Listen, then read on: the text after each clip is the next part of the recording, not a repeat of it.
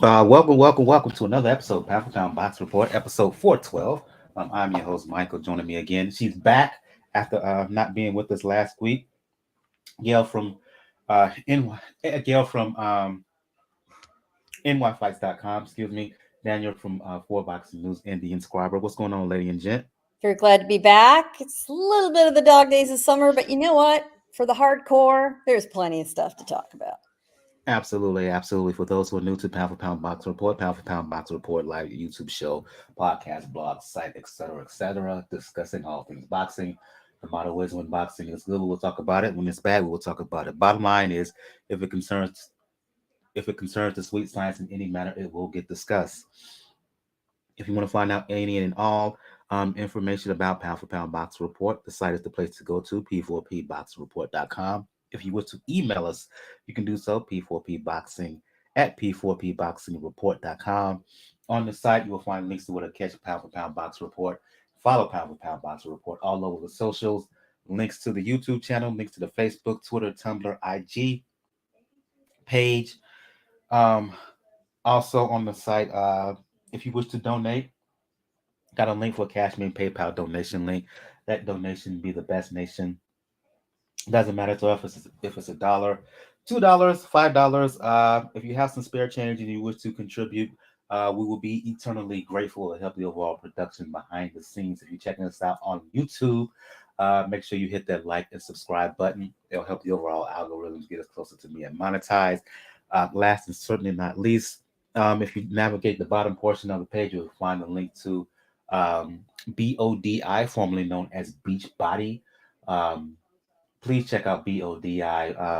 At the very least, take advantage of the free 14-day trial, and that is for 14 days. You will get free access to any and all programs on BODI. If you're looking to get your body right for the summer, weightlifting programs such as Lift 4 and Lift More. If you're looking for challenging functional workouts such as 645, 6 weeks of the work, bar blend. If you're looking for a morning workout program, I suggest you check out Morning Meltdown. Again, all suitable interests, or even stuff for yoga, plyo workouts. If you're looking for a boxing specific workout, please check out uh, 10 rounds. And that is 10 rounds is a 6 week program, 3 days a week of boxing based cardio, 2 days a week of lifting weights. So again, please check out the link on the Pound for Pound Box Report site for BODI if you are interested. Let's get things going. And since Gail is back, we're back to our usual format of starting with ladies first, recapping the fights. And let's start off with um, a fighter we've mentioned numerous times here on Pound for Pound Boxing Report. Uh, when it comes to the super middleweight division, uh, we all know that Canelo is the now. David Benavidez is the now. David Morrell is the now, right, Gail? Many people, when they look at the future, uh, they think of one guy, and that is Diego Pacheco, who, correct me if I'm wrong, Gail, trains out of the same gym as David Benavidez. Um, Pacheco returned to the ring, fought a guy by the name of Manuel Gallegos, stopped him in 4 rounds, I believe. And here's the thing: Pacheco did what he was supposed to do against an inferior opponent. Uh, Wipe the floor with him, right? The more you watch him fight, the more you have to be impressed by him. He Pacheco's a guy who has received a lot of hype, particularly from hardcore heads. After this win, Pacheco's promoter Eddie Hearn called him the future of the division. Right? Uh, I know he's not going to be fighting for a title shot anytime soon, given what we talked about with Canelo signing with PBC, going to fight Jermell Charlo in September. There's talk of Benavidez fighting Morrell this fall as well, but still, there's a lot to be said about Pacheco following this win. Where do you see him going, and how long will it be until he puts himself in a position to get that big opportunity? Because based on talent, based on performances, based on recent form, he is on the come up for sure. Oh, he is the goods. I have been watching him here in Southern California for quite a long time. He does train with the whole team Benavides camp.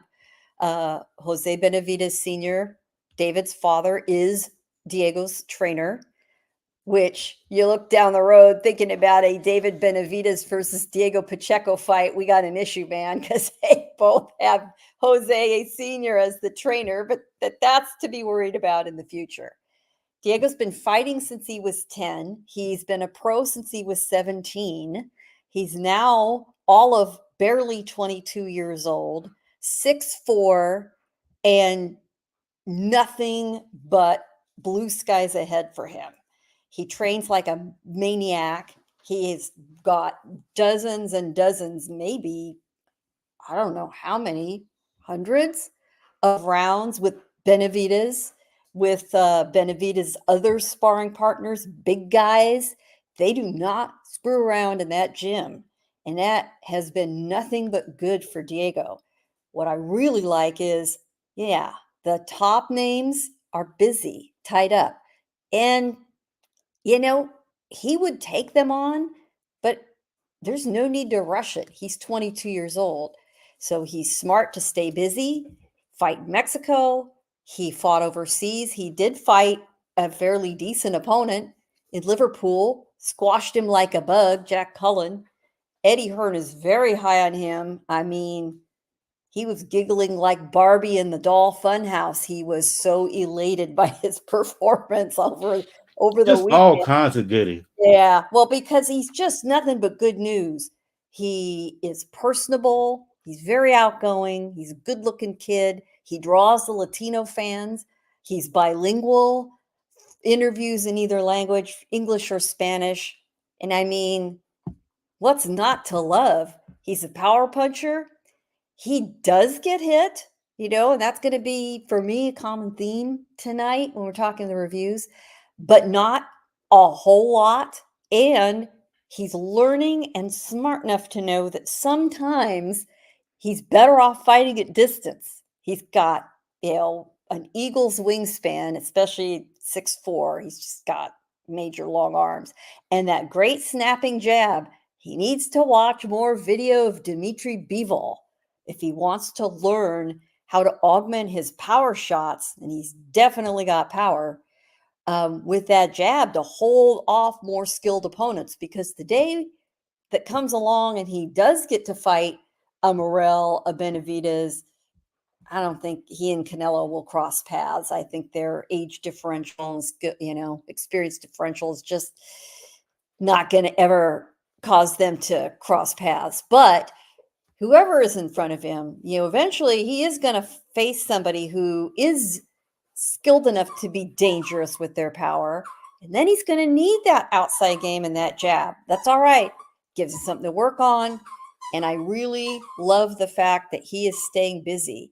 We're starting to see the consequences for so many of these guys when they do not get in the ring often enough. It is not work in their favor. So all good. Maybe the winner of the weekend, who won the weekend, is a common recap we do at NY Fights. And I would say it could have been Diego Pacheco who won the weekend. He's certainly a candidate for it. Indeed, Gil. I'm a follow-up question here, right? I'm a take an old school approach. As good as Pacheco looks, right? I feel that he needs to have a test, someone who's going to push him before he gets to those fights. When you look at the 168-pound landscape outside of the fighters that I've mentioned, Canelo, Benavides, Morel, right? In truth, I question the depth at super middleweight. Who is there in that 168-pound division that matchroom team Pacheco? Who can they put him in the ring with to give him that test, to push him, to make him go some rounds before he gets that big opportunity. And you're coming back to me with that question? Yeah. Um, you know, is he going to get anybody with the title? No, he's not. I mean, let's face it, that's not going to happen. But there are a lot of, lower tier opponents that fight at super middleweight that he has access to. We've got good old Demetrius Andrade sitting down there, right? Who's up at 168. Nobody wants to tackle him, but if this part of the food chain could happen. Um, you've got guys like Carlos Gongora out of Colombia. It's 21-2. He's available. You do have Ahmedov out of Southern California. There is Beck the goalie. I don't think Matchroom wants to put Bektamir in front of Pacheco. I think Pacheco would waste him, honestly. He's got power, but he doesn't have a lot of skill. And then you start talking about guys like, Caleb Plant's out there. That's a possible aisle crosser. I'll tell you the top name at this point, and let me prep y'all listening. You're going to laugh when I say this name, but it is not as crazy as it sounds. And there's a reason that Eddie Hearn had Pacheco fight in Great Britain. John Ryder. That is a sellable fight, especially if they do it across the pond. And he is rated in the top 10 because you're right. Super middleweight's a little thin. But it is possible that we're going to see some more guys moving up through from super welterweight up to middleweight up to super middleweight. There may be some talent coming along that give him a test. Lerone Richards is another guy that's sort of, lurking out there. Are these world beaters? No. Are they guys that are what we would really legit think of as a top 10? Well, except for Plant and Ryder, no.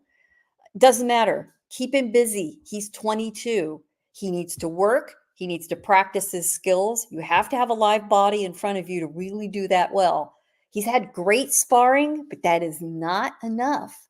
So dig up whoever is willing to stand in front of him and put him to work. Shout out to Beagle47 who's checking us out live. Appreciate you listening. If you haven't done so far, make sure you hit that like button and subscribe if you haven't done so already. He poses a question here: Zach Parker too much of a reach, even possible with promoters? Yeah, it's funny how promoters somehow settle their differences when there's a match they really want to make, and it's good for both guys and it's affordable. And that's the beauty right now of Hearn working with Pacheco. He's not earning huge paychecks. He can afford to take a card down to Monterrey, Mexico, build the fan base. Diego's not costing him a whole lot of money right now. And if he can find opponents like that, willing to fight for, a fair paycheck, but not an exorbitant one, and on a streaming TV fight, yeah, that's exactly the kind of opponents they're going to have to dig around and find. I want to switch things up here and get both of you into this discussion. I want to move from that fight into another fight that aired on the zone, right? In San Antonio. The headliner of this card ended up being Floyd Schofield versus Haskell Rhodes. We'll talk about that in a bit. But now get the conversation started with you, Daniel. The main event of this card that was going to be that was at AT&T Center in San Antonio. The main event was supposed to be Imantas Staniosa's defending WBA regular welterweight title against Vergil Ortiz Jr. We previewed it last week. Turns out, in the days following our show last week, that Ortiz was hospitalized, withdrew from the fight. This is the second time, Daniel, that Ortiz has withdrawn from a fight. He had to pull out of a fight against Michael McKinson last year, and this time once again for the same medical condition. I'm not going to try to pronounce it. I'll butcher it, so I'll leave that up to you, Daniel. But second time Ortiz has had to withdraw from a bout. Third time this bout with Stanionis has been postponed. The concern here for me, Daniel, is Ortiz. A lot of people in the boxing community feel that the reason he keeps having these physical ailments and setbacks is his insistence on fighting at 147 pounds.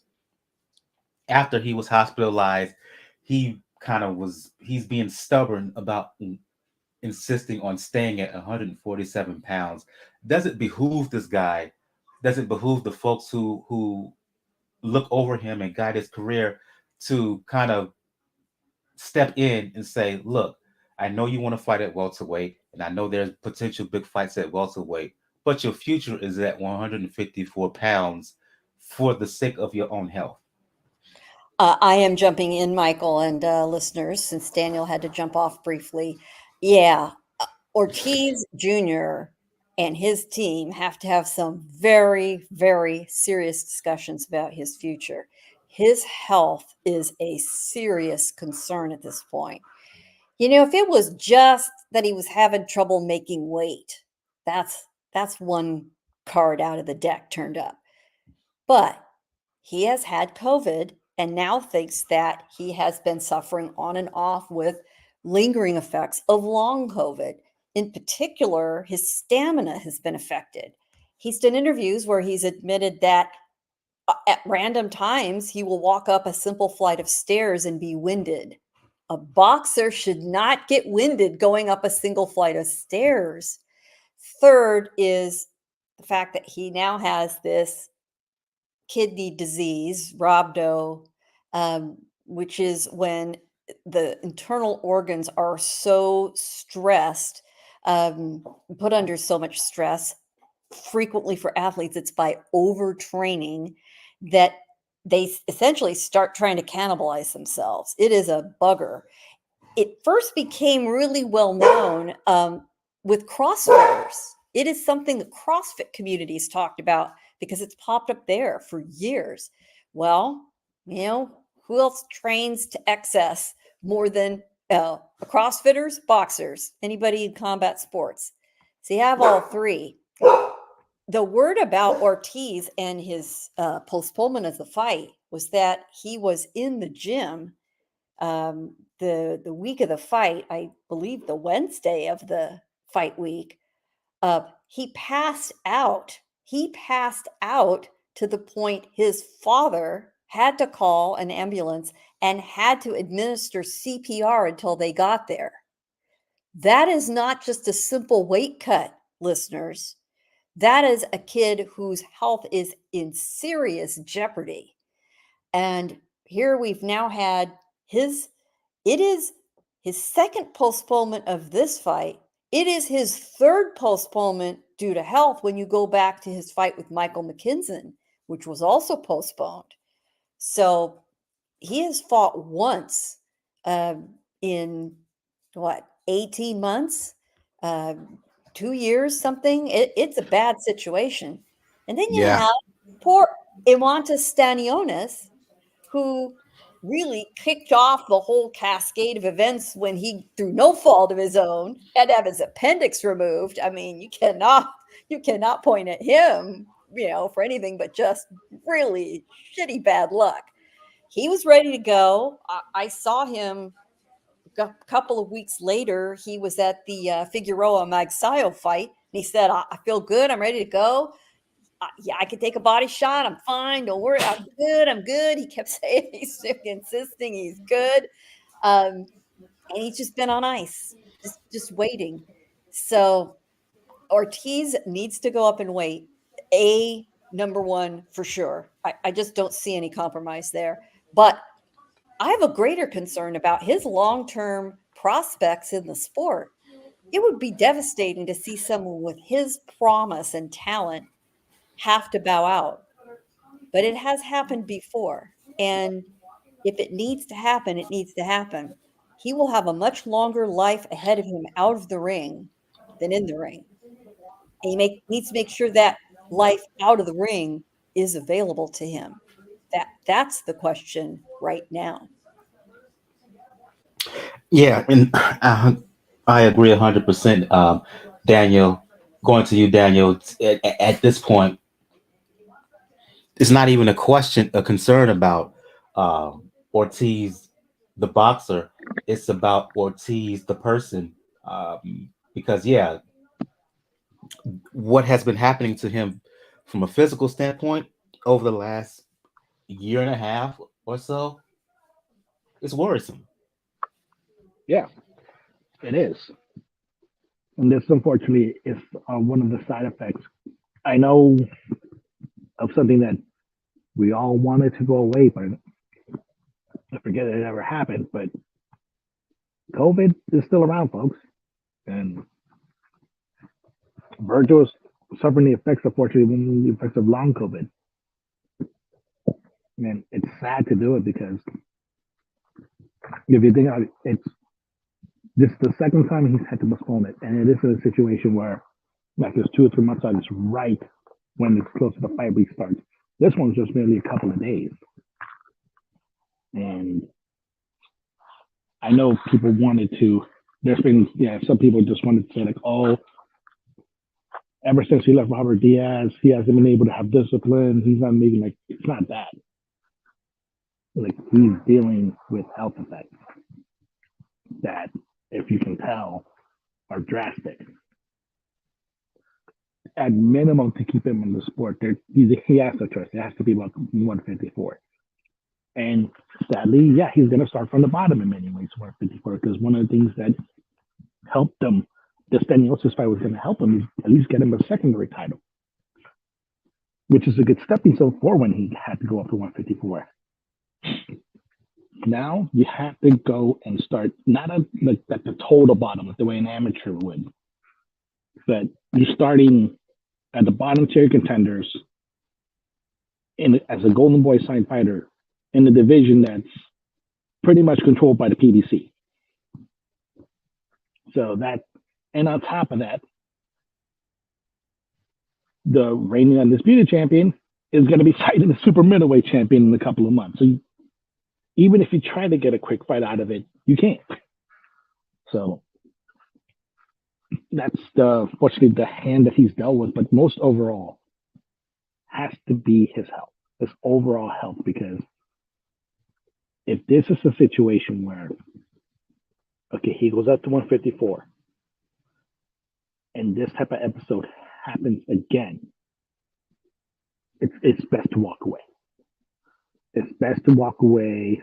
Like Gail mentioned, there's been plenty of instances where fighters had a lot of talent, a lot of promise, but ultimately other factors had to intervene and make him step away from the sport too soon. And that may be Vergil's fate.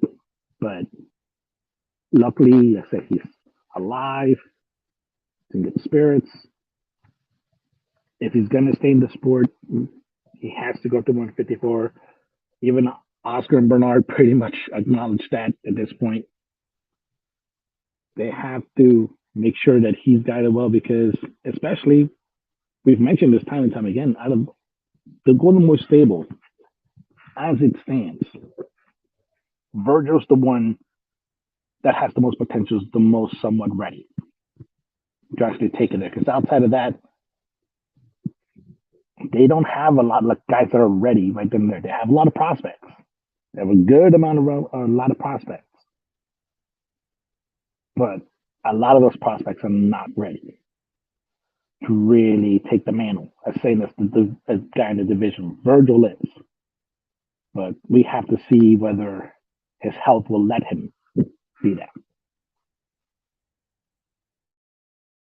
We'll certainly keep you updated on the status of Vergil Ortiz. I think I'll speak for everyone here and say it's not about whether, when, if he ever fights again.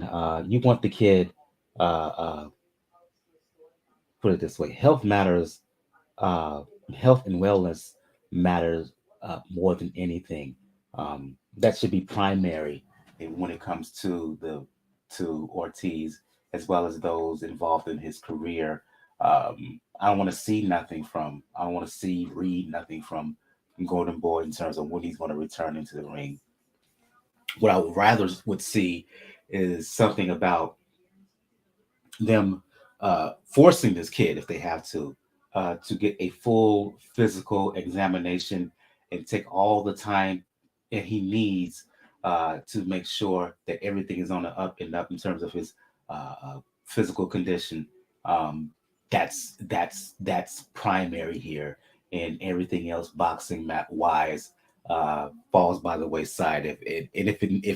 If it's the case that this is all that we see from Ortiz, this is the last that we see of Vergil Ortiz. I don't want to be alarmist here. So be it. So be it. Because uh, it would not be good for them to continue to try to fight, and then something disastrous happens to him in the ring as a result of what he's been going through over the last few over the last 18 months to 2 years, whether it's the kidney condition, whether it's the effects of COVID-19. So we wish him the best in terms of his health and wellness. I go back to you, Daniel. I mentioned that Ortiz was supposed to be the main event of a Golden Boy card in San Antonio. Instead, we saw Floyd Schofield rising lightweight, right? Got a decision win over a guy by the name of Haskell Rhodes. Afterwards, he was talking up a fight against, oh God, his name escapes me. Uh, uh, um, Help me out here, Daniel. The lightweight fighter who was the silver medalist at the recent Olympics, being Keyshawn trained Davis. by Keyshawn Davis. Thank you. Um, the likelihood of that fight happening, the progress of Schofield so far, Daniel. What say you about Floyd Schofield? He's been getting sharper and sharper as the fights have gone along. Like I mentioned, like I said, he's one of those guys that there, but he's not quite there yet. But this is definitely a fight on the right direction now. You can have a little bit of contention on this because there's a case to be made that that fight should have been stopped in the eighth round. And it would have been stopped in the eighth round. Schofield would have still had the victory. Main reason for that is because in the ninth round, there was a nasty clash of heads that cut Schofield really a pretty nasty cut, but luckily it was below his eye on the cheek. So it wasn't a situation where it would hinder his vision close to the orbital. But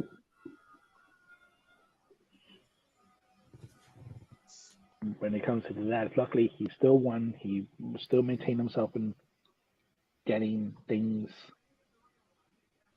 situated in the division.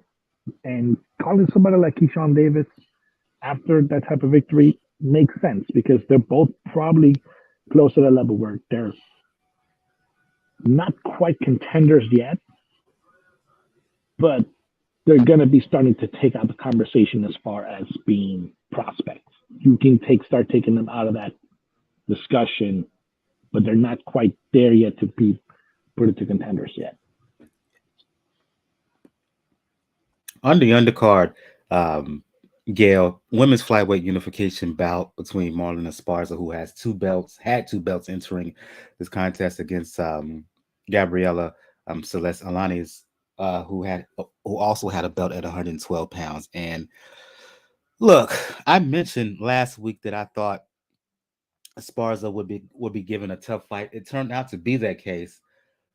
Excuse me. My issue is the scorecards.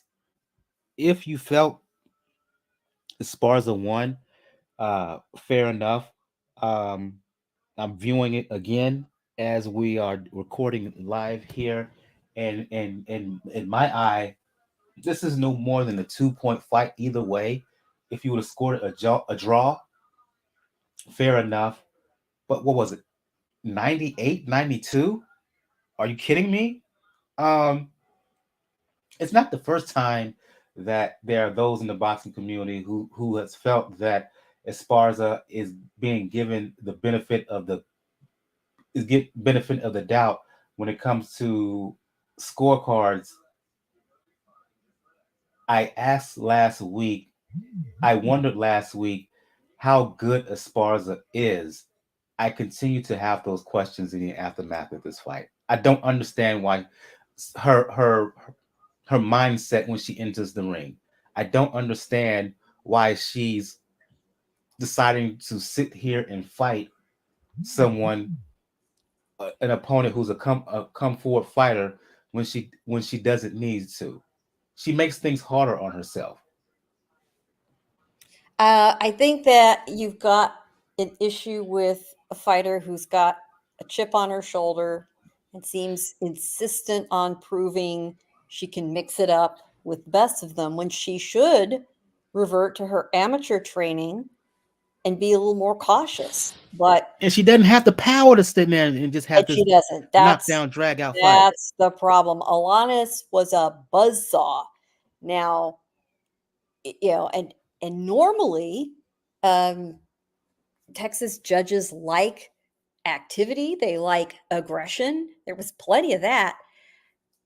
One thing that Marlen did do well that did help her was to make the fight a little messy. So a lot of Alana's best shots were masked by the fact that she was on top of her, grappling and trying to rough her up and shoe shined her quite a few times.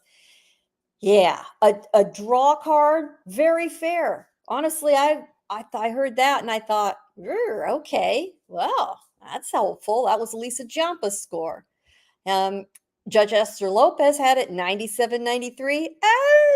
Yeah, okay. I did think this was a 96-94 sort of fight either way.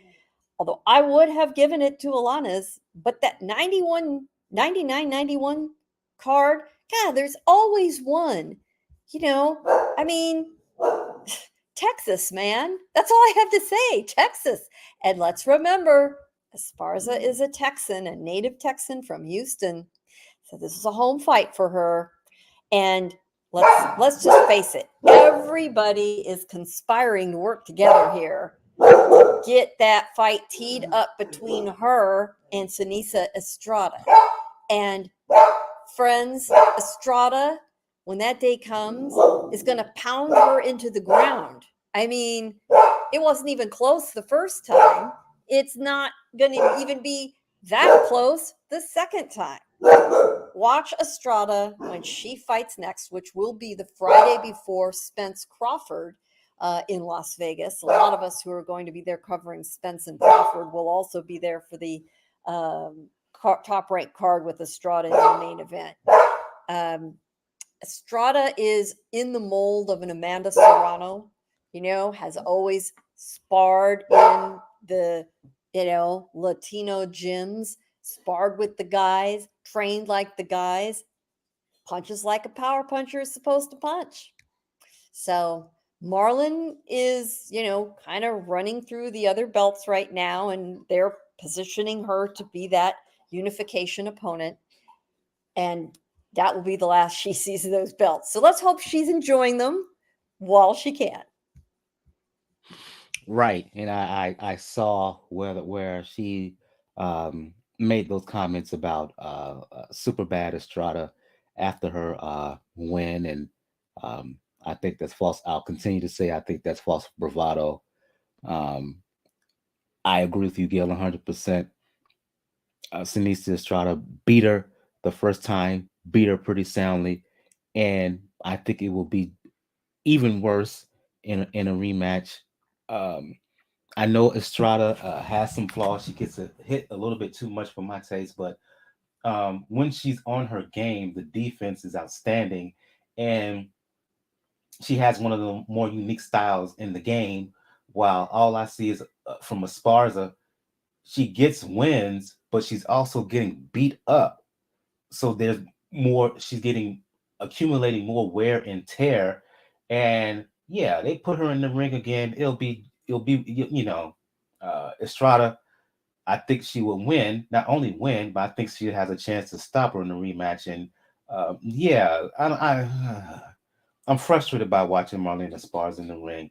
Why don't she get the jab? Why don't she go back to her roots of working behind the jab, using movement, punching and getting out the way, instead of this fighting with this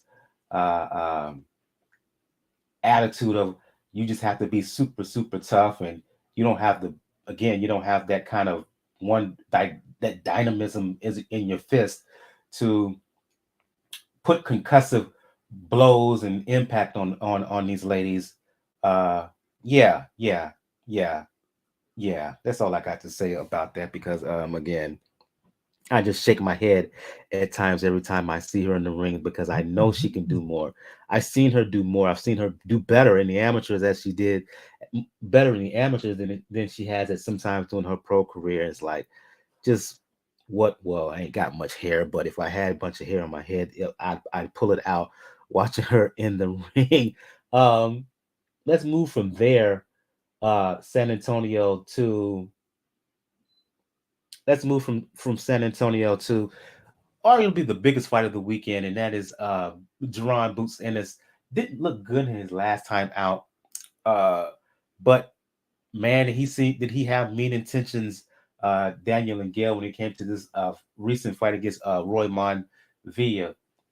I was commenting on Pound for Pound Boxing Report Twitter page, and at times I felt that Boots was standing too much in the pocket at times against Villa, who has punching power, right? He proved it in his upset win over Rashidi Ellis. But Daniel, Boots was on a mission here.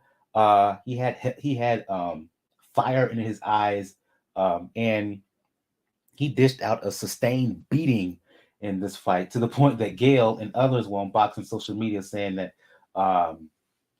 fight should have been stopped earlier than it was. It became a point where Villa was taking punches, but the punishment was just too much. Boots beat this dude down, stopped him in 10. And the hype train, the hype train is revving once again for Jaron Boots Ennis, Daniel. And I see he's lost again. So you can take over, Gail, please. Yeah, this was a fight set up to make Boots look good, but his opponent was not there just to lay down. Roman Villa is very, very tough. I believe my Twitter quote was, Villa is one tough bastard, and he is. He took some power shots from Boots that were ginormous, and he walked through several of them. It was very impressive, but he was the ideal opponent. He was there to be hit, and Boots obliged him. And after we got halfway through the fight, be charitable, let's say we got through 7 rounds of the fight, there was no comeback going to happen. Boots was winning every single round handily, and Villa was taking a lot of punishment. Yes, he was still on his feet. Yes, he was still fighting back. But at that point, it is up to his corner to seriously think about saving him to fight another day, because things were not going to end well for him. Or you enlist the ringside position, or you do something for Pete's sake. And I thought after the 9th round, where he took an enormous beating and barely made it out of the round, that they would finally come to their senses and say, okay, that we're done. No, they sent him out for the 10th. Bang. Boots gets the stoppage. We all saw it coming. Respect to Villa for hanging in there, but the older I get, the more upset I am seeing fighters take unnecessary punishment.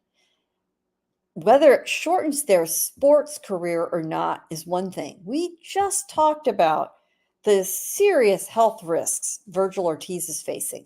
Well, what about a kid like Roman Villa, who's trying his best, who's proud, who wants to put on a good show, but he's not going to win? He's completely taking punishment like that for no damn reason. So well, that is what it is. Another example of, a corner not looking for their fighter's best interest because they have a financial interest in him. And I firmly believe that is the conflict that comes up a lot. They want their guy out there. Nevertheless, Boots got the win. Boots have the performance people wanted to see. The hype train is in overdrive right now. There's so much to like about Boots in and out of the ring. Absolutely. The skills are there. The attitude is there. Is he the second coming of Roy Jones Jr.? Come on, folks. Calm down. He's not there yet. He'll get there. Let's let him get there and not say that he's ready tomorrow and that his skills are all there.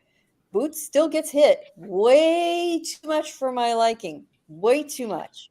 And Villa did not have the power to crack him. And he does have a good chin. He does. But it's not going to hold up against a real skilled power puncher, and it's not going to hold up against somebody who can really hit to the body.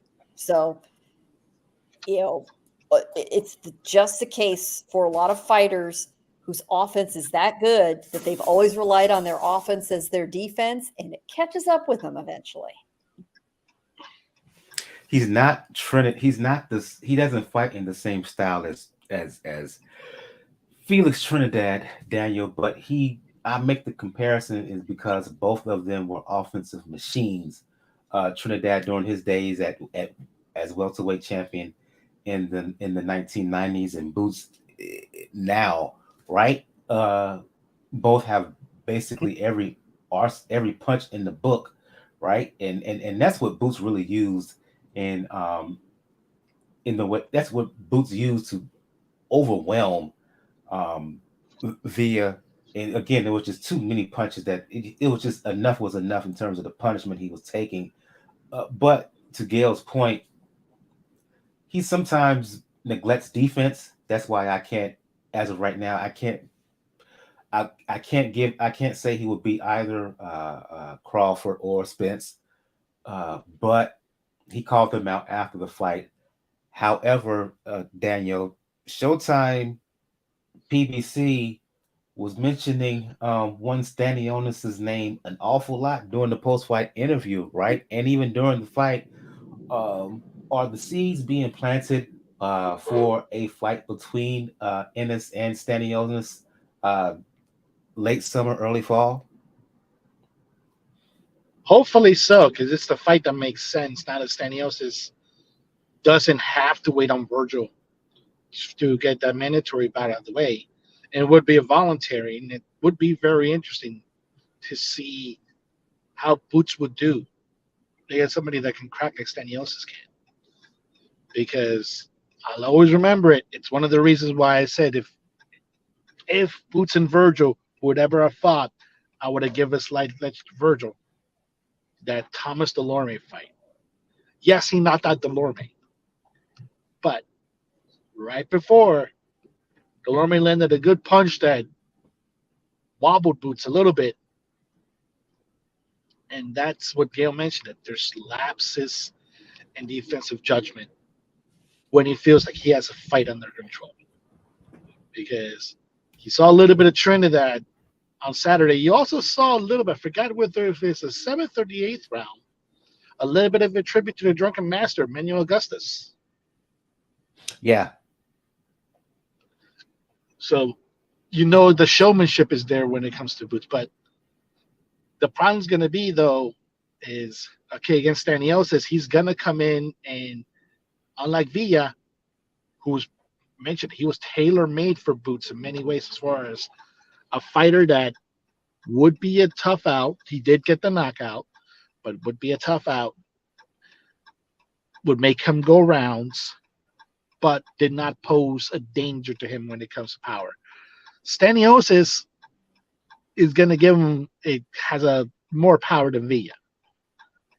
And that's going to be probably a good, decent test and something to keep Boots busy while Spence and Crawford handle their business. Because if it turns out to be a barn burner, we know what happens. They're gonna try to run it back, and then Boots is left holding the bag. So hope in this case that keeps him a little bit busy, gets another showcase fight, and this could be a blessing in disguise. Well, look what's happening with Tim Tszyu right now. Because of injuries, and rather than waiting on Mel to heal and now waiting again for Mel to face Canelo, he's getting fights. He's getting exposure. And the hype train for Tszyu is at an all-time high. Boots can do the exact same thing if the Spence and Bud train clashes the way it does. So good performance by Boots. There's some defensive lapses there that I wish he could tighten up a little bit, but it did what it was supposed to do. It showcased them, and it showed that he should be in that discussion along with Spencer Bud. Yeah, and if the fight with Stanion, Stanion says this is the next fight, I'm not mad at it. Are outside Crawford, Spence, arguably the best fight that can be made at 147 pounds, high profile bout for both men, and they can certainly set it up as the winner, gets the winner of Crawford Spence at some point in 2024. So yeah, bring that fight on. I welcome it with both arms, with open arms. Excuse me. Let's get to the news here. Right. Today was the kickoff press conferences for the rematch between Anthony Joshua and Dillian Whyte, as well as Alexandro Usyk and Daniel Dubois. Joshua and Whyte are fighting on August the 12th at the O2 in London. Usyk and Dubois are going to fight August 26th in Poland. The floor is open to anybody who wants to comment your impressions of both press conferences. The thing that got me, Gail, is that when I saw the stare down between Usyk and Dubois, maybe I'm looking at it. Maybe I'm wrong here. I could very well be wrong. But when I looked at it, and when I saw that when Usyk really looked into Dubois' eyes, I think he may have intimidated Dubois, because Dubois was the first person to turn his head away. You know, we all want to read the tea leaves, and we're all reading into every little flinch and look, and it's kind of silly stuff. But Usyk is an absolute undisputed unified champion at the mind games, right? Right. He's a very, very intelligent man. And he will mess with somebody because he's also got a wicked sense of humor.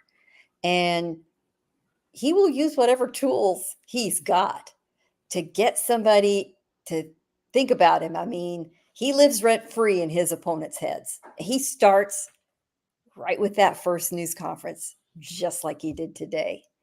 I mean, I just don't see Usyk having a whole lot of trouble with Dubois. Dubois is going to have to decide what kind of fight he wants to have and how he wants this to go down, because Usyk can handle just about anything. His skill set is just immense. So it's a good matchup, though, and I prefer this. For anybody who is meh about it or lukewarm, listen, they need to be busy. At least Usyk is getting in the ring. At least Joshua is getting in the ring. Tyson Fury, MIA. Deontay Wilder, yeah, he's talked a lot, MIA. A lot of these other guys, where the hell are you? Get busy.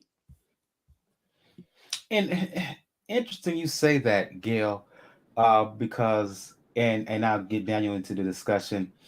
During the kickoff presser between Joshua and Dillian Whyte, AJ kind of made that same point when he's in saying that, look, he doesn't understand the heavyweight division nowadays. Folks are doing more talking than fighting.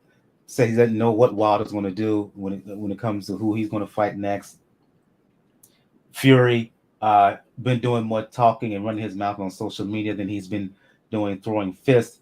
in a prize fight. So the irony, what Gail just said, Joshua kind of made that point in part and parcel of his kickoff conference with for the rematch against Dillian Whyte. Yeah, and he has a point when it comes into that picture, because he's at least getting into the ring now. Obviously, it takes away from the fact that people will stop thinking about the last performance for Anthony Joshua against Jermaine Franklin. We know how that left a bad taste in people's mouths. But at the same time, he's been party to that other side too. Because how often has there been the talks, Joshua versus Fury or Joshua versus Wilder, when either one of those trios had all the belts? There's been talks about that all the time, and they did themselves do a lot more talking than fighting. Now, when it comes to these two individual cases, interesting enough to me, Joshua and Whyte are almost in similar spaces to what they were when they first fought. When they first fought, Joshua was still the top prospect matchroom, the guy that you could groom, that you saw was going to be tailor-made for holding the heavyweight titles. Dillian Whyte was this tough contender, domestic contender that was going to be the issue, was going to be the best test for. Going back now years later, yes, Joshua was a former champion, but he lost those titles not once but twice, but maybe 3 times over if you count both, like I said, the Andy Ruiz fight and the 2 Usyk fights. And he hasn't, and anytime he's lost, he hasn't handled it well. And now he's in this space where he's rebuilding this career. His last fight wasn't exactly something to write home about. And now Dillian Whyte, yeah, obviously he's been shot-worn many times. He got close. He got finally his shot against Fury. Didn't really look good doing it. Obviously got knocked out against Povetkin. Oh, no, sorry. The fight with Povetkin was pretty interesting. But he's been beat up. He's been shop-worn in many ways. But this probably be his first test of being the new Derek Chisora, the tough, gritty veteran that'll handle the top guys when it comes to domestic fights. So that's going to be interesting. So far as Usyk and Dubois, yeah, it's a mandatory. Usyk needed to do something. If it wasn't going to be, unfortunately, going back to the front lines, and unfortunately with the war in Ukraine still happening, then handle your mandatories, which is funny in a way because Daniel Dubois actually, from a guy that lost to Joey Joyce, to technically taking Joyce's spot because Joyce himself lost to Zhilei Zhang. And now he's on the cut. He's on the cut for 3 of the 4 titles, but we don't expect him to win at this point, unfortunately, because against Joyce, he lost against a guy that is country strong and can take a punch. With Usyk, is going to be somebody that moves fairly well, has much better feet, has much better hands, and has unfortunately experienced things that makes him a lot mentally durable than Dubois. But we'll see what happens. So we've seen surprises before, especially in the heavyweights. This is a Matchroom promoted event. In the aftermath, promoter Eddie Hearn made his rounds with the media, and one of the questions that was asked by the local press was in regard to Devin Haney. And Gail Haney said that, Hearn said that he's optimistic that let me take that back. Hearn said that not only is he in discussions with both Haney and Regis Prograis, he's optimistic that a fight can be finalized and will happen between the two for this fall, right? Haney's coming off of the win against Loma in May, has been entertaining the possibility of moving up to 140 pounds. Prograis made his defense of the WBC 140-pound belt just last month. Eked out a split decision win over Danielito Zarilla, but based on the comments that from Hearn, and you can find an article about it over on 3kingsboxing.com. Please check out 3kingsboxing.com, your source for pure unadulterated boxing information.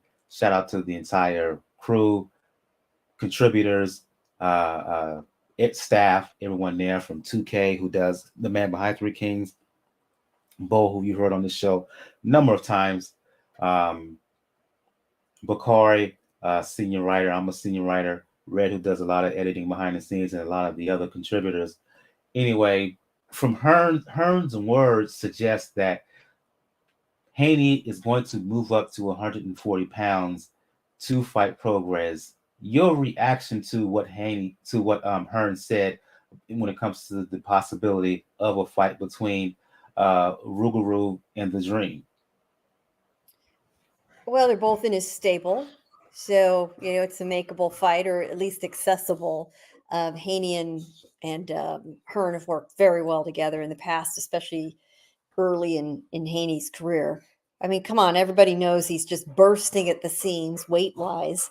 And what we were talking about earlier tonight, Vergil Ortiz insisting on staying at 147 when it has been a long time for him to move up.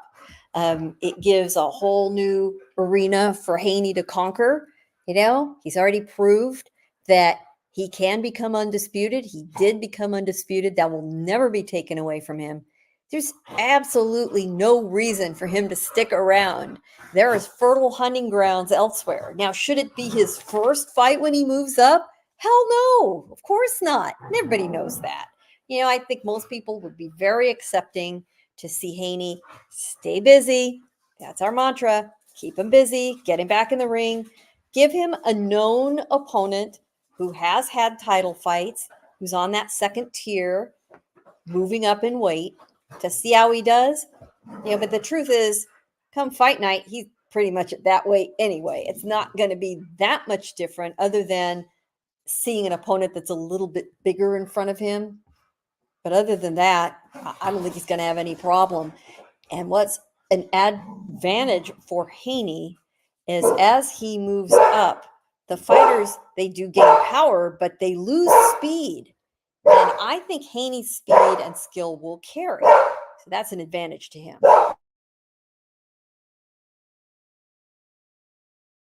My apologies, I was on mute. Last week we talked about Daniel Savannah Marshall, her win over Franchon Cruz de Zern to become undisputed super middleweight champion. My apologies. We all, you and I, were agreed that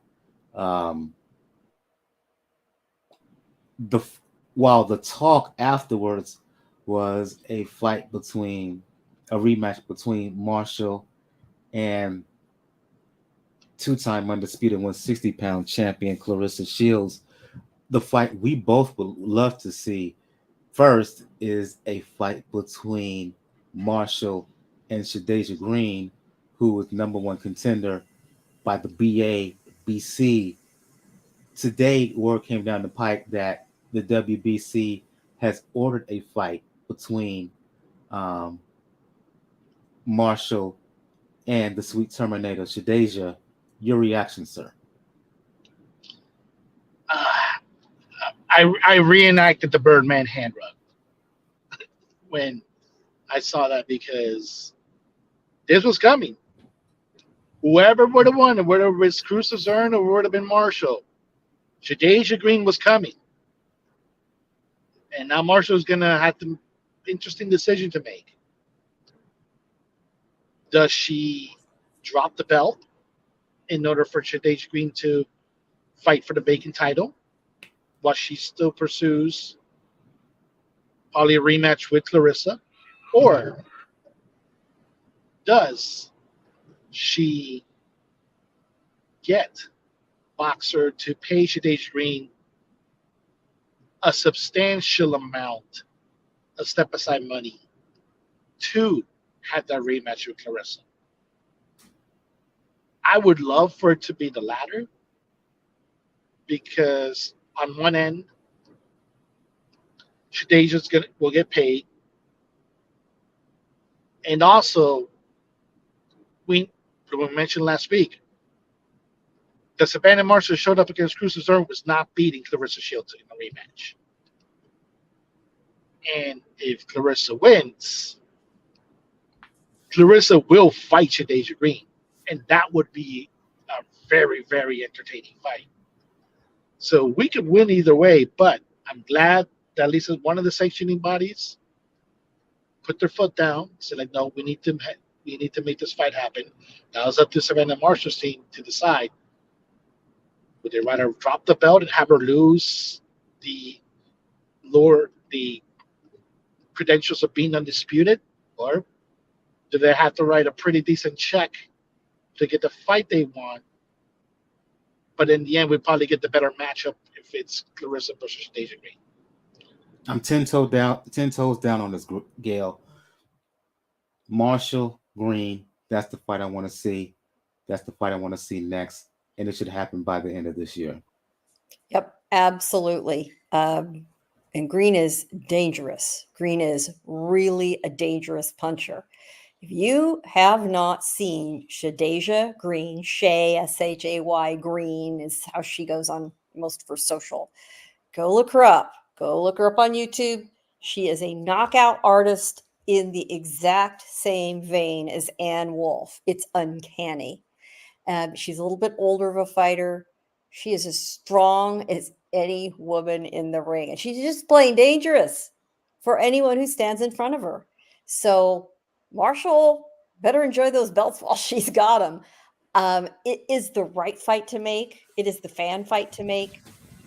Michael, you and I know we're going to be denied that fight, because if I'm Marshall and her team, I drop the belt.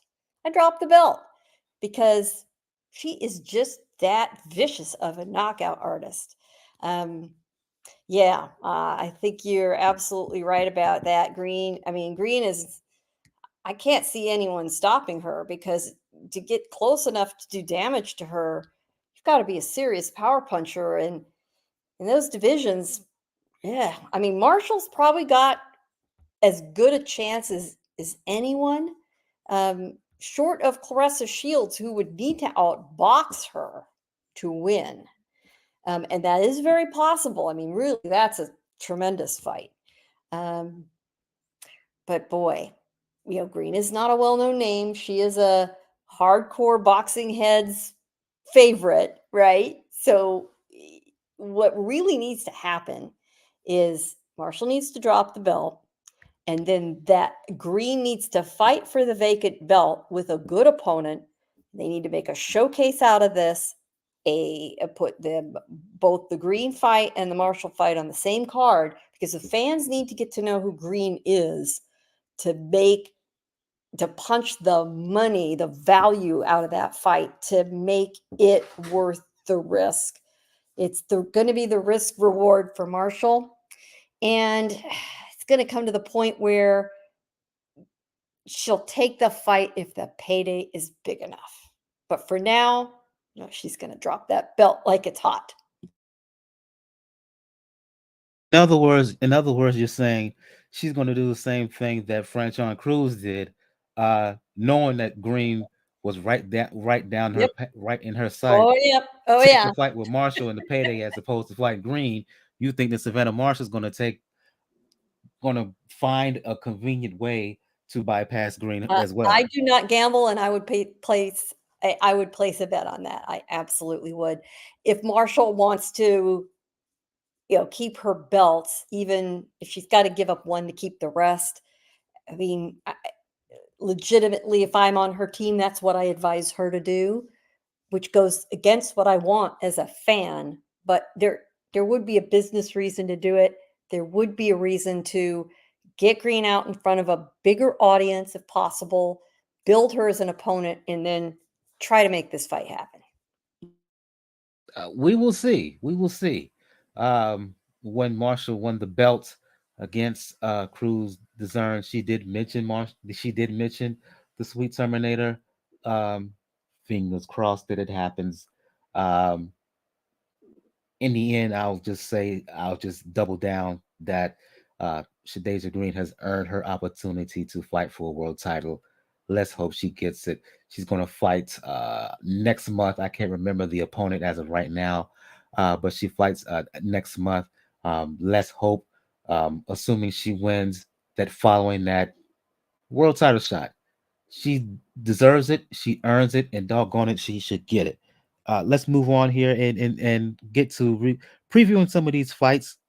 And where should I go? Let me contemplate here. Let's save this for last. On Showtime, the return of Nonito Donaire. Last time we saw him in the ring, Daniel, he was getting blitzed by one Naoya and Inoue last June of last year, I believe it was. Rematch with the Monster, got put down and out in 2 rounds. Stunning the way he lost Donaire, given how competitive he was in the first fight with Naoya Inoue. He gave Inoue the toughest fight of his career.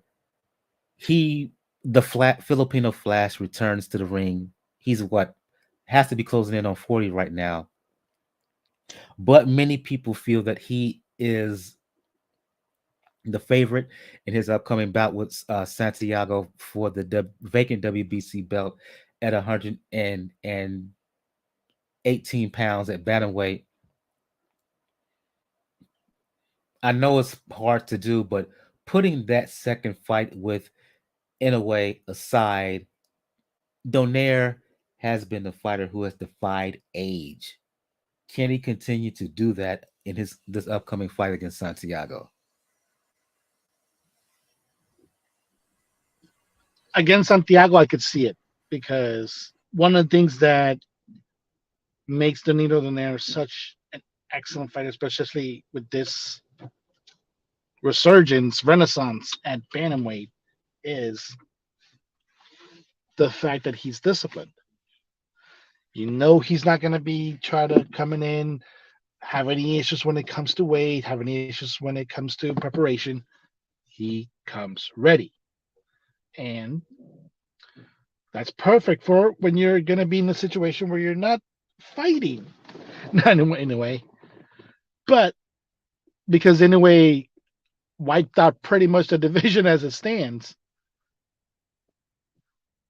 it's a good test for the opponent, because after that, it probably is Donaire in the next step up. No, sorry, next step down from Inoue. So he should be able to take care of business. And all eyes are going to be on Japan for possibility of a third fight, or if Inoue doesn't do well against Volton, a third fight, because there'll be the most intriguing matchup to make. But I expect Donaire to pull this out. I'll get to the undercard bout here, but I omitted a segment that a news story that Daniel mentioned in our private chat here. Quickly, Gail. Thompson Boxing was a reputable boxing outlet. News came down over the last few days that Thompson Boxing is shutting down. A brief word on your part in terms of the end of Thompson Boxing promotional outlet. So Thompson Boxing is a regional club level promoter in Southern California, in inland Southern California, which is a hotbed of fighter development in the Inland Empire area, Riverside, high desert, a lot of young Latino fighters in those gyms. The best known gym in the area is Robert Garcia's gym in the Moreno Valley, but there are, to say that there's, let's see, let me count them, a shitload of gyms with young aspiring guys, just a ton of them. And Thompson Boxing gave them an outlet for development. Ken Thompson is a multimillionaire who made his fortune in the construction, building, and supply industry and had enough money to play with that he didn't need to earn a living being a boxing promoter. It was his passion. It was his hobby. He could afford to spend money on this hobby, break even, make good fights, treat fighters fairly. He had an absolute stellar reputation among the fighters. He didn't give them layups. He would put guys in tough. The matchmaking was very fair. Everybody knew what they were getting into. And out of Thompson Boxing, a lot of guys developed very good careers, and at least one of them made it to the Hall of Fame. Timothy Bradley Jr. started his career out of Indio, California, through Thompson Boxing. Danny Roman, former world champion, I want to say junior featherweight, was a Thompson Boxing fighter. There have been several others. Josecito Lopez, who, fought Canelo Alvarez early in his career, Thompson Boxing. The nice thing also is they had over the years adapted to streaming technology. So it was a club fight system, club fight circuit, based with the fights mainly in the city of Corona, California, small city in southern Riverside County, or in Ontario, California, which had the advantage of an airport where guys could come in from outside Southern California. They streamed. They had a very active, very popular YouTube streaming. Their production was excellent. And it just had a reputation for being fun, entertaining. You wanted to get out there and support it, make it happen. And a lot of the community really embraced Thompson Boxing, to the point that their broadcast team for most of their cards on Friday nights were Doug Fisher, the editor of Ring Magazine, Rich Marotta, who was a nationally known boxing analyst, broadcaster, who is current president of the Nevada Boxing Hall of Fame, and Beto Duran, Southern California-based broadcaster, very well known to boxing fans, who does a lot of play-by-play, in-ring reports. You'd get all three of those guys, plus a field reporter, and a Thompson Boxing card. Why? Because it was just so much damn fun, and they liked supporting, this pipeline. Now it goes away. Ken Thompson died recently at the age, he was in his 80s, I want to say 83, in April. Thompson Boxing's president, Alex Casanovo, said that they would be continuing. They were going to carry on. They were going to keep Thompson Boxing running. They have had a couple of cards since Ken's death. We knew there was a card being scheduled, and they had set the date for July 21st and announced, as they gave us the lineup, the fights that were going to be on the card, that, to our shock, it would be their last. So for whatever reason, they've decided to discontinue. Club fights are the lifeblood of boxing. You cannot develop these fighters without opportunities at this level, like Thompson Boxing, like Star Boxing, like Lou DiBella's Broadway boxing series. You need those club circuits all over the country. Otherwise, we were talking before the show, what are these kids going to do now? We're all going to go to Tijuana or Mexicali or somewhere like that to get these sort of fights. They're not going to get the exposure to the American fans, the Southern California audience. Listen, those kids would bring in a couple hundred fans apiece, pack those venues. Maybe Tom Loeffler with his Hollywood Fight Night series out of Los Angeles could pick up some of these guys. But to say that the Southern California boxing community is devastated is really putting it mildly. So we are hoping to give them a rousing send-off and a huge thank you on July 21st. And I encourage anybody who's interested, put a little note in your phone, set yourself a reminder on YouTube to look up the Thompson boxing feed and at least watch that last card. Absolutely. Kind of a bit of an institution over the last few years. Thompson boxing is no more a loss for the sport. Indeed.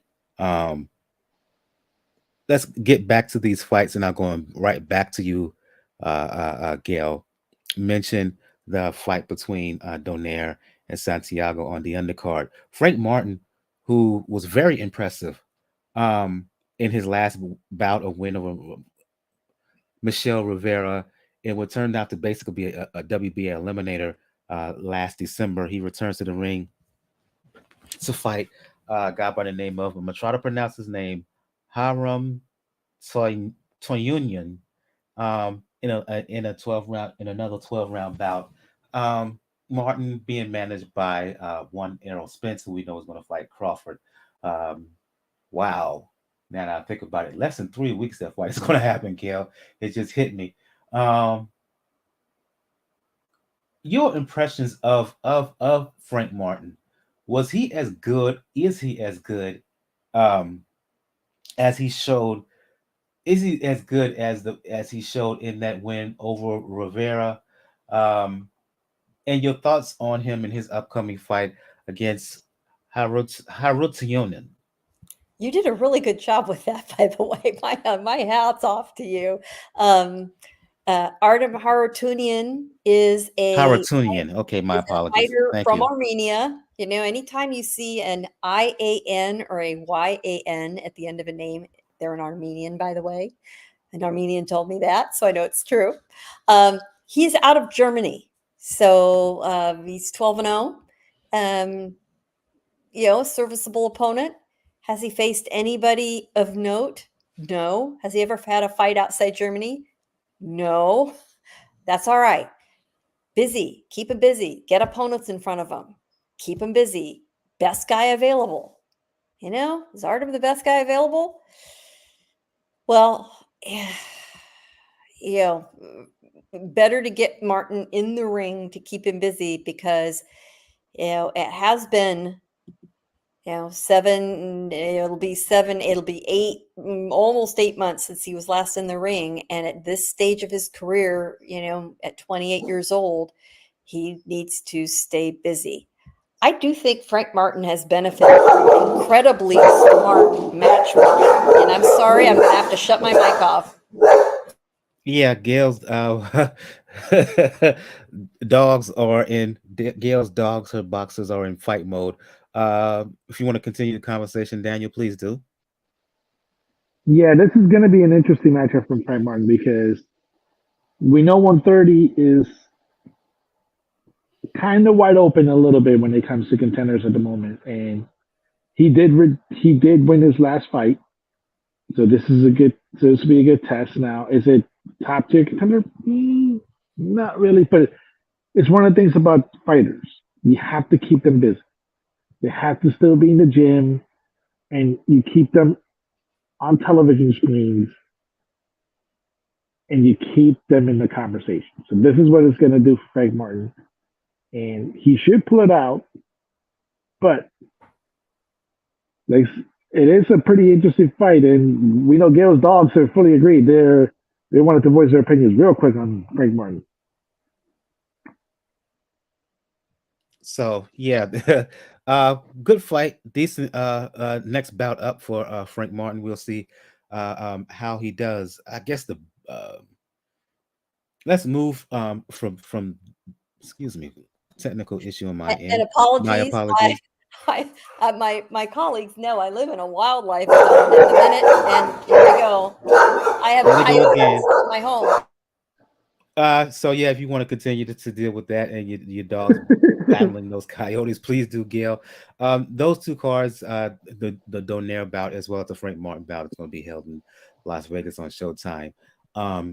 In Detroit, on the Zone that same evening, we're gonna have headliner is a rematch between Alycia Baumgartner, who has all the belts at 130 pounds. She's going to be fighting a rematch against the only woman to have defeated her in her career, Christina Lindartow. But I want to focus on a couple of undercard bouts here, Daniel. Andy Cruz was the fighter of the 2020 Olympic boxing tournament in Japan, right? Beat Keyshawn Davis, who we talked about briefly early in the show. He beat Davis to win that gold medal. Eddie Hearn, again, as part of the talk with the local media in London, mentioned that he would have no problem seeing Cruz fight Keyshawn Davis in the pros. There was quite the bidding war for Cruz before signing a deal with Matchroom a few months back. He makes his pro debut, Cruz, against actually a pretty reputable guy for his pro debut, Juan Carlos Burgos, who's a known guy. Thoughts on the debut of Cruz, and what does it say about him and the expectation that they have of him, that they put him in the ring against this kind of a fighter in a 10-round bout? They see what the trajectory is for Keyshawn Davis, Cruz's team. They see that even though he doesn't have a lot of fights, he's already creeping up in that, like I mentioned, that space where you're not quite you're probably better than a prospect, but you're not quite a contender yet. And that is what they want to fast track Cruz to, because they want to easily say, hey, Keyshawn, remember, I beat you in the amateurs. Now you're going to have to try to beat me in the pros. But unfortunately, Keyshawn Davis got a lot of pro experience ahead of Cruz at this point, and he's already sharpened his knife as far as that aspect. This tells you the confidence that they have in him in one of the glamour divisions in lightweight right now. So there's a lot riding on Andy Cruz, whether people like it or not. And this is going to be something entertaining against Burgos. And if he's able to pull it out, it is going to be very, very entertaining, because we know the exact name he's going to be calling out after the victory. Right, and I go to you, Gail. The debut of Andy Cruz in the pro ranks. Your thoughts? Yeah, he's got a very promising future. Seems to have all the skills in the world, well positioned, and they want to get him out in front of fans. You know, you've got to build that fan base to make them viable, and you've got to invest in these young guys for the future. Let's go back to somebody we talked about who is absolutely on the rise and is a prize of the Matchroom stable, Diego Pacheco. Eddie Hearn signed him when he was 17 years old and has been nurturing him ever since. And now he's getting the rewards. Same sort of investments being made in Andy Cruz. So we will all get to see him on this undercard. Also on the same card in Detroit, I'm going back to you. Richardson Hitchens fighting Montana Love. This is a bit of a grudge match. I'll be honest here. I can't call in terms of who's going to win. We remember seeing Love, what was it, last year in the upset of Baranchik. His last fight, I think it was his last fight, bit of controversy in terms of how that fight went. Returns to the ring against Hitchens, who's been calling this dude out. Again, I'll watch the fight, but don't put anything on me to predict the winner, because on this one, I can't call it.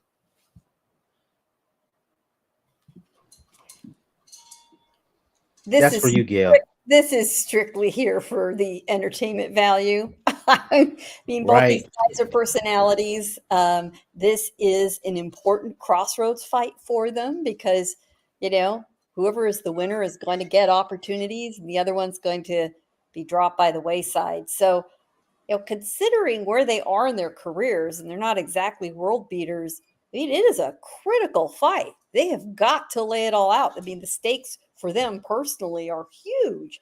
And they've been, chomping on each other and talking smack, and they're going to get into semantics this week. And, it's perfect for this crowd. They're going to eat it up and get behind their favorite, whoever they may be. I just hope that the best version of both guys shows up. And with Montana Love, damn, he can just be so erratic. Sometimes he looks like a world beater. Other days, you just think, where'd they get this guy? I don't know if he's got outside the ring distractions when that happens or what's going on. But, he is, Montana Love is in the stable of Jake Paul. And that's where he's made a name for himself, performing very well on those cards. And then, he gets a big opportunity before a wider, more serious boxing audience, and he doesn't look too good. So we'll see what happens. I really do lean toward Hitchens in this fight. Let's head to the main event. Get both of you involved in this, in the discussion about this fight. I mentioned the aforementioned, Alycia Baumgardner. Last time out, she became undisputed champion at 130 pounds. Returns to the ring to make the first defense as undisputed champion, fighting Lena Dartow, who beat her years ago. Before Baumgardner is the fighter that we know her to be now. Here's the thing for me, Daniel. Do I think that Baumgardner is the favorite heading in? Yes. However, I think that Lena Dartow is going to give her a tough go of it again. Why? Because ever since that fight against her winning the belt, her first world title against Terry Harper a year and a half ago now, November 2021, right? People have been intimidated by the power of the Baumgardner, but she's facing a Lena Dartow who's tasted her punch before, right? And Lena Dartow is very aggressive. She makes you fight. One of the weaknesses that we've seen in Baumgardner as she's progressed is that she fights in spurts, right? Very muscular woman who doesn't always fight a full 3 rounds. She throws these big shots, these punches with bad intention, but then she has to pause, for lack of a better word, to catch her breath before she goes into the next salvo of shots. If Lena Dartow can fight with sustained pressure and force Baumgardner to work, the question I have over the long haul, 10, 12, 8, 9, 10 rounds, how fresh will a Baumgardner be if Lena Dartow is able to take her shots again and return with fire and 3, 4, 5, 6 punch combinations and force Baumgardner to work hard? That's going to be the big telling because you mentioned it, she has tasted Baumgardner's power before. And let's not forget, this is a situation where you have to make sure that the fighter isn't already looking ahead or isn't looking past the opponent. Because when they're in Dartow did beat Baumgardner before, and that she gained Baumgardner's attention, we know somewhere in the back of her head, she's still thinking about Michaela Mayer. And that sometimes can still throw off a fighter, even when you have a tough task facing into it. Take that into the account. Unfortunately, that conditioning issue. When she got that first belt against Taylor Harper, she did it early on. It wasn't to the point where she was getting the second win yet. This has to be a good test of her conditioning to see if she's able to keep a sustained rally throughout. And it's against an opponent that's going to test her, that knows her fairly well. And obviously, one of the most important aspects when it comes to rematches, when the opponent already knows they can beat you. When they already know that they can beat you, it's a boost of confidence. So Bumgarner, even though, yeah, when it comes to the bookies, she may be the favorite, mentally, she might actually be the underdog. Because she has to prove that, no, this loss against this woman was a fluke. Whereas they'll just have to say, like, I beat her once, I beat her again, but now I beat her for all the belts. So there's a lot of writing when it comes to Bumgarner because not only are her belts on the line, that rematch with Mayer is also on the line, whether it's a 130 or going up to 135. My thinking, Gil, is Bumgarner, she's the it fighter, and she's getting a lot of attention, particularly from the way she can conduct herself. I'm not saying this in a bad way. In attendance for fights, a lot of people look at her and see the physical attraction, but then she can flip the switch as she did, posing the biceps, go to looking like a model on one hand, and then flip the switch into like, "Roar! I'm here. I can still knock your head off," kind of things. From 1 to 10 in that regard, but despite the acclaim and despite the attention that she's getting doing red carpets and blah blah blah, the pressure, she's under some pressure here heading into that fight with Linda Dartell. Linda Dartell's coming in into this one free as a bird, nothing on her shoulders, while Bumgarner fighting in her adopted hometown. The expectation is that she should win and win impressively, and I wonder if that's going to be the case. Yeah, when fighters come in with nothing to lose, they are dangerous, right? They have no reason to hold back. You mean there's just nothing they need to fear. There's nothing on the line. It's either win or whatever for them. So they have nothing to protect. And I think that we'll see every bit of effort. And Baumgartner, she looks like she's trained well, but as you mentioned, she's got quite a presence outside the ring. And I'm just going to say it. She is smoking hot. I mean, damn, objectively, you just can't say anything other than that.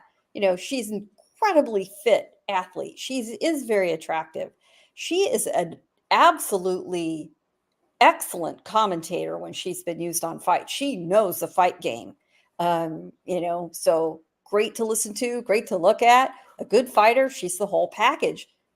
But that's a lot of pressure. That is a lot of balls to keep in the air. So we'll see what happens. Hopefully she has trained both mentally and physically for this fight. Her hardest challenge will be to focus. She does have the skills and she does have the drive. But if she is distracted by all these other assets that she needs to maintain, that could be a problem for her. Her opponent's not going to have that problem.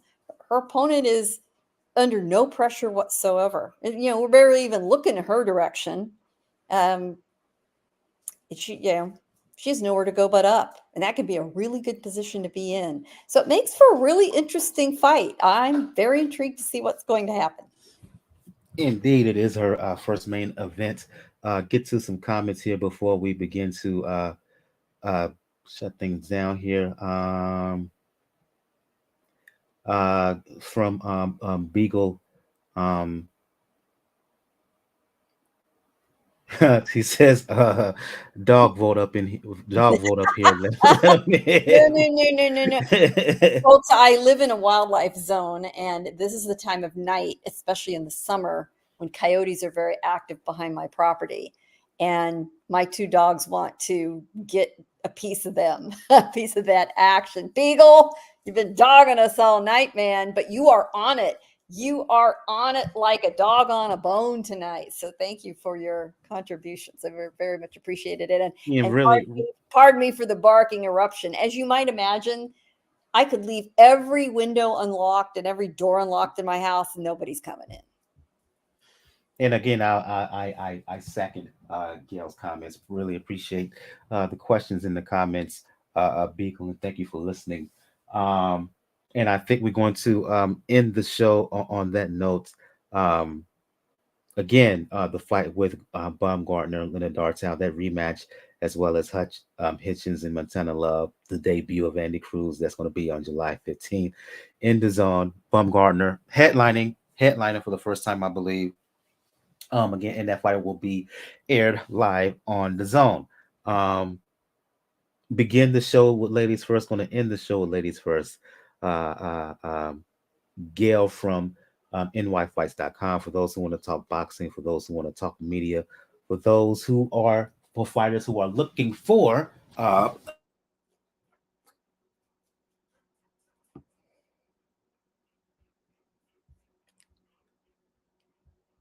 Mike, you have muted yourself.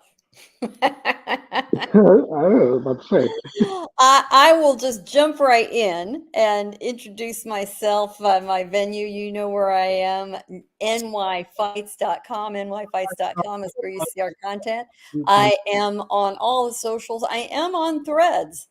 And where the king of boxing threads right now are, I will say they are the co-kings, the co-CEOs of boxing threads right now are Andre Berto and Jamel Herring. And it's hilarious. Get this right. Can you hear me now? We do hear you now. Okay, my apologies. My mic got accidentally unplugged. Let me say again. Appreciate that and that's the information for those who want to for those who want to talk boxing, for those who want to talk media, for those who are looking for a excellent and reputable PR person, or for those who want to check Gail on occasionally on TMZ Live. She just gave you the rundown of where you can hit her up on these socials. I go to you, Daniel, from 4 Boxing News and the Inscriber, for those who want to talk the sweet science, for those who want to talk pro wrestling, for those who want to talk the NBA, especially when it comes to the Miami Heat, and will the Heat finalize a trade for Damian Lillard, aka Dame Dollar? Daniel from the Inscriber, 4 Boxing News. Let the folks know where they can hit you up. Yeah, you can follow me. It says still Neil on thing. Still on Twitter, Rox99, RWKZ99. I did also make the jump to Threads on Mastodon. You gotta get that blue sky invite sooner or later for it, but you always gotta be prepared. But it's true. Andre Berto and Jamel Herring are having the time of their social media lives right now on Threads. It is outstanding. And as far as Dane goes, there's already talk of a framework of a deal. I would not be surprised if it happens by the end of the week. All the GMs are in Vegas for Summer League. And this is normally around the time where if a deal needs to be done, it's normally the best time to do it, especially when it comes to this situation, because Damian Lillard ain't budging. He is in tells that to only play for Miami, even telling the Celtics to walk away. That's interesting. Indeed. And because I was had my mic disconnected by accident, I want to say again, thank you.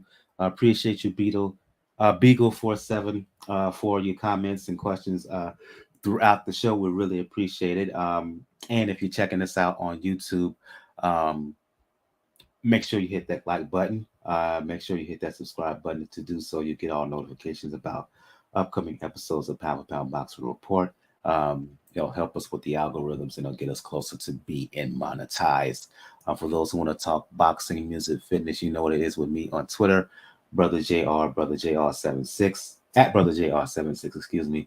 If you want to talk boxing, music, fitness, and fragrance, you can do so with yours truly on TikTok and IG, Brother JRSC, including my daily scent of the days for all my fragrance heads, my fragrance collectors, for those in Fragcom. On the next episode, we will have a recap of the rematch between Baumgartner and Leonard Dartal in that entire card, which include, once again, Richardson Hitchens, Montana Love, the debut of Andy Cruz. We will also have a recap of Donaire and Santiago, as well as Frank Martin, his upcoming bouts. Also on that card, Victor Postal, former champion at 140 pounds. He's fighting Elvis Rodriguez. And we will have a preview of the return of George Kambosos, who's fighting in Oklahoma on ESPN, fighting Maxi Hughes. On that card, you got Keyshawn Davis fighting in a 10-round bout against Francesco Patera. So we will talk about that bout again, and depending on how things go next week, we may not do a preview of the highly anticipated bout between Stephen Fulton and Naoya Inoue. I have to check my schedule to see the next time I will be back on.